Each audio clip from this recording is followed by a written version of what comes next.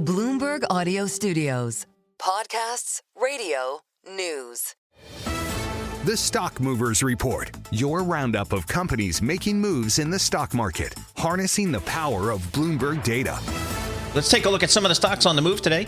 I'm Paul Cini with Alex Steele, and we're joined by Bloomberg's Christine Aquino. Christine, what are you looking at? Well, Paul, looking at AMD this hour, those shares up more than 4%. That's after we got HSBC upgrading the chipmaker to hold from reduce. And of course, the analysts are citing the de-escalation in tariffs. We have had AMD striking some deals with a Saudi Arabian AI company. That's off the back of President Donald Trump's trip to the Middle East, of course. And then earlier this month, it also struck a deal with Sanmina, which will buy AMD's AI server assembly plants. That deal is worth as much as $3 billion. So some good deals for AMD here, boosting the stock today. Yeah, so there is stuff. Like, we're starting to see like M&A kind of move a little bit.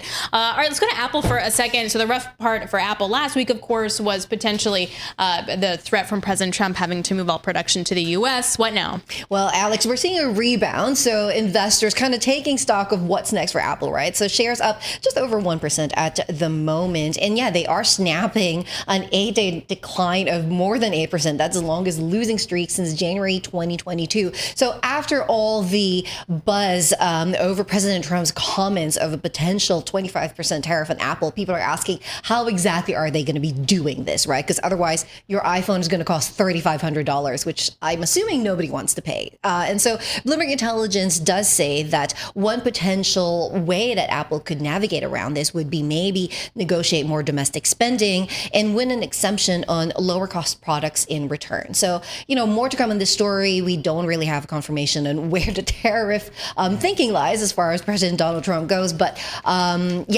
these are kind of some of the ways that people are thinking Apple could potentially deal with this.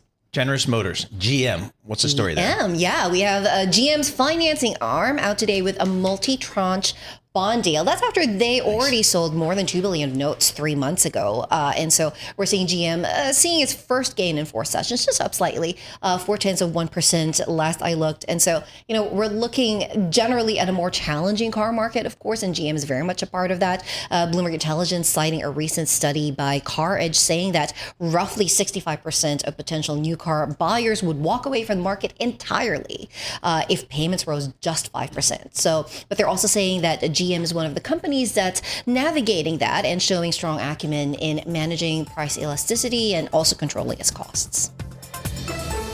The Stock Movers Report from Bloomberg Radio. Check back with us throughout the day for the latest roundup of companies making news on Wall Street. And for the latest market-moving headlines, listen to Bloomberg Radio live. Catch us on YouTube, Bloomberg.com, and on Apple CarPlay and Android Auto with the Bloomberg Business app.